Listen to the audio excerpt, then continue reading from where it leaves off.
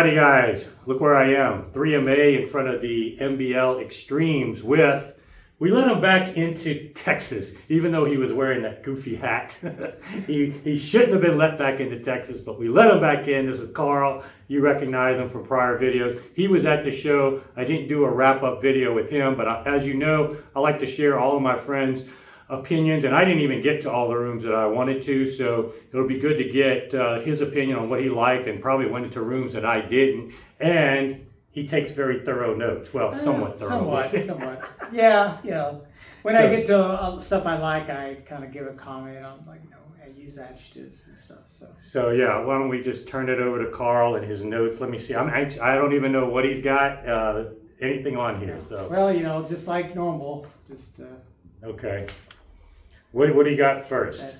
Chord, Totem speakers. Oh, really? Okay. Yeah. And Totem is one I haven't seen in the U.S. demo in a while, so yeah.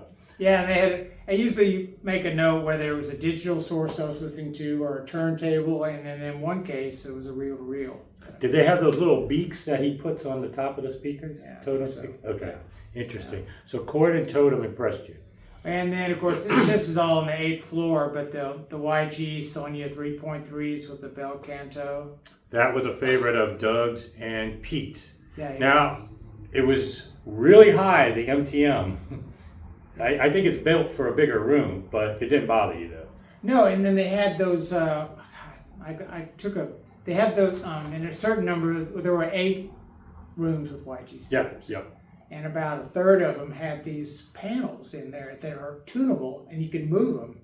And those rooms sounded the best. That's okay. Yeah, room treatments, as we proved in the bot. I can send you that video of just what the treatment looked like and how. And I wanted to do a interview with Duncan of YG. I did a video. Well, Karl did the video. He visited their facility, and I put it on the channel. And then we were going to do an interview while I was there. I just got too busy. But I'll be doing an interview with Duncan of YG because they really are impressing me with what they're doing. They've always been state of the art. I mean, they've always been one of the top manufacturers, but I think they're even elevating themselves and distancing themselves from a lot of competitors in that ballpark. So, and they're doing that partnership with DVLA, which is gonna. Oh, they are. Yeah. Okay. So in Expona next year, it'll be starting to happen. And I think they told me that in their active speakers, it's bel canto stuff inside. Oh, really? So that's why they team with bel canto. And if that's so, that's a really good combo. Lovely. Props to both of them. Props to YG jumping on the active bandwagon and giving you the chance to swap, in and out. Really yeah, because I mean, with that live piece, you just pull it out, and then it's a passive speaker. It's brilliantly done. Yeah. Everything they're doing, thumbs up on YG. So yeah. Oh, that bass. The bass, okay. Yeah, the looks like a paper clip. Yeah, this was a small version, so we're yes. like from 47,000 to 67,000. Yes. I even have the.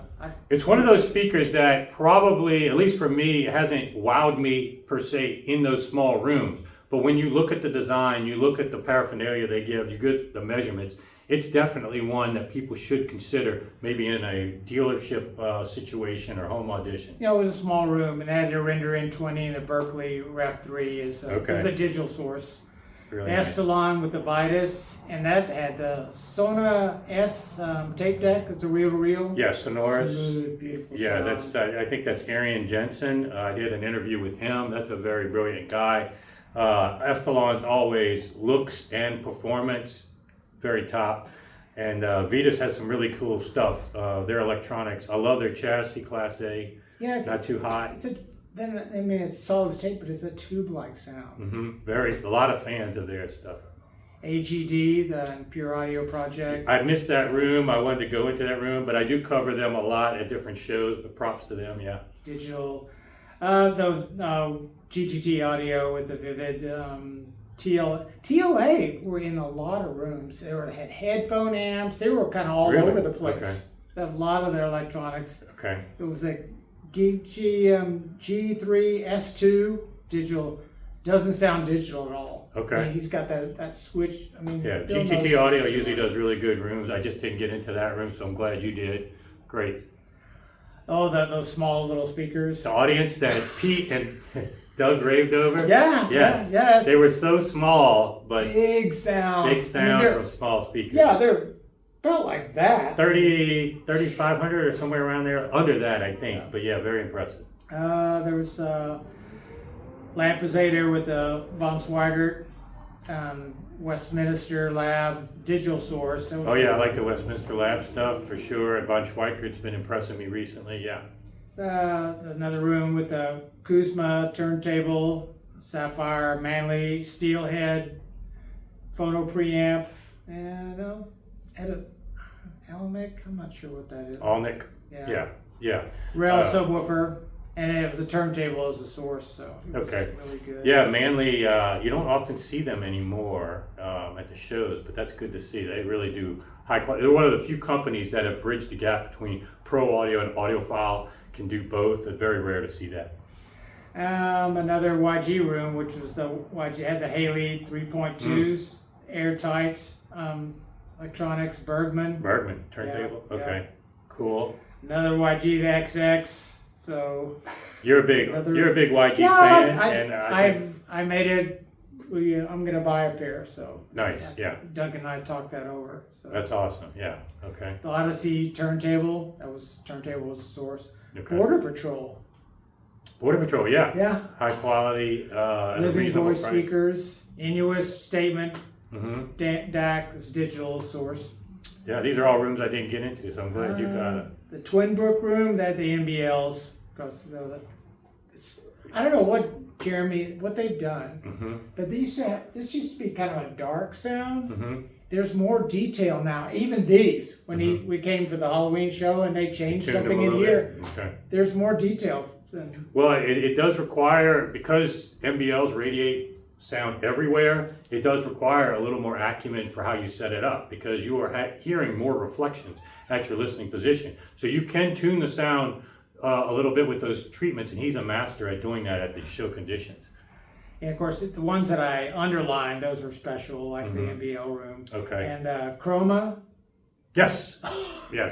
Signature with the big Avic. ones? Yes. Technique turntable. Really impressive. And they had the Lin mono amps. Yes, I've never seen those Lin mono amps. I could tell it was Lin because of the logo, but I'm like, I've never seen that. It's funny sign. because the Lin logo has the diamond going this way, and the Chroma Because logo has the side. so Are there's those synergy Lin right speakers? It kind of Excuse me. confused me for a minute, but yes. Oh, Yeah, Chroma's now impressed me twice at this exact same show. So And when I was listening, they had the big ones, and I was listening to the small ones, and it was fantastic. They were fantastic. And I want to give a shout out to that room, because right before that room, we went into another room. I won't name it, but they couldn't care that anybody was going into their room. In fact, the designer was just, the lead guy was sitting in the sweet spot and didn't even give it up for anybody going in. And so, but when we went to the Chroma room right away, she engaged us, asked if they were playing the small ones at the time, which were very impressive.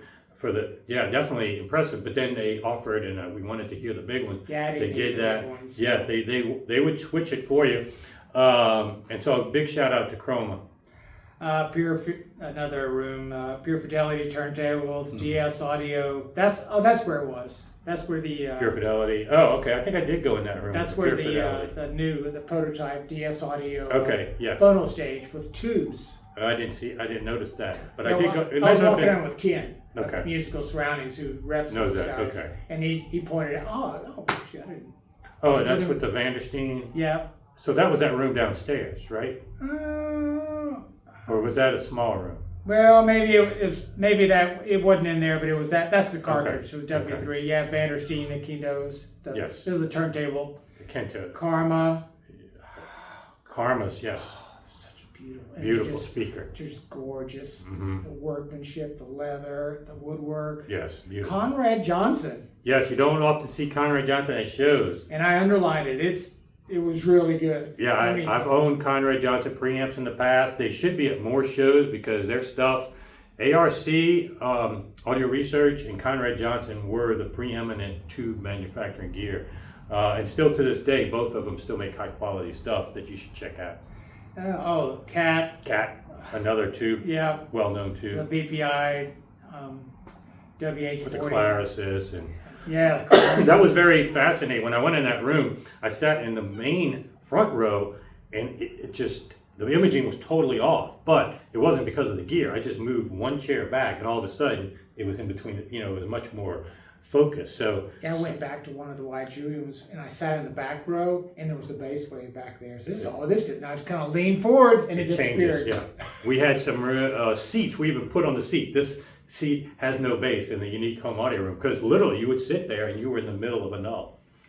Well, and the next room was Best in Show, which is the Tidal with the Dominion Helix 1 turntable, an SAT arm. It's the Dolman. It's called Dolman. Dolman. Because Doug owns that turntable, and I spent time with Mark Dolman. Yeah, he's and got the JR. two. We went to that guy's house that unfortunately I couldn't get you to end on that. Yeah, I didn't get to go. It was he has the TechDOS Air Force Zero and the Wilson Benesh GMT1. Yeah, that's on loan, that part. Okay, but literally that's about $1 million worth of turntables, which it's very rare that you can compare turntables like that ilk in the same room with everything else staying the same. So I will have a video of my thoughts on that comparison. And that was Avant-Garde. You still have the trio. Avant-Garde trios and the Dart Seal amps. Dart Seals. So everything stayed the same except mega dollar turntables. And guys, you're going to want to see my video on that. The difference was shocking, truly shocking. Jacob's place is an interesting. I've been there twice. And Yes. And each time it changed. It was a great time. We had a Fremmer there too. Yeah. So it was Fremmer, Mark Doman, who makes turntables. And JR. So we had a good time there. No video, unfortunately. The Focal Grand Utopias with the TNA. Okay, T plus A. T plus A. T plus A, sorry. That's right. Had Rail 32s in there and US statement. It was a digital source. But yeah, that's pretty much it, except for that, that DS audio. I'm not sure which room it was in, but it was a prototype phono stage with tubes. Yeah. So that's cool. Karl is the vinyl expert here, although you're a big Bach fan too. So, that's another thing. I have it. Yeah, you have it. And JR is on record. I got him on record saying if he had a digital rig, he'd get the. Yeah, he didn't like to run the analog through it. Yeah, he wouldn't want to do that. But Doug does that, and a lot of other people with megadollar turntables. So we're making some progress there. Sorry we didn't get to go to dinner with Edgar that night. He was so tired. Yeah. But that was a great show altogether. Great seeing everybody there. We had so many people from the WhatsApp group and the subscribers, and so that was big takeaway. And even Karl with his goofy hat, we were somewhat embarrassed, but it's okay. Yeah, Ken and I were headed down to the mall. So that's, okay. And actually, I've got some footage to release. You were with Bob, another one of my members. Y'all did some tour of DC. So I got some of that I'll release in a YouTube short. I think a lot of people will appreciate that. It's a great show. If you haven't gone to it, definitely put it on the agenda next year. It was 120 plus rooms. Right. And then it's DC. You can go do tourist stuff, so you can make a long weekend out of it. Yeah, and you get the best of the best brands pretty much there. And you can cover it, other than Exponent is almost too big to cover. So I'm glad you got to the rooms I didn't get to. I must have missed a couple, but I pretty much hit all of them. Cool. So. All right, guys. Let me know in the comments what you think of Karl's suggestions if you were there. And my best of is coming soon, so stay tuned.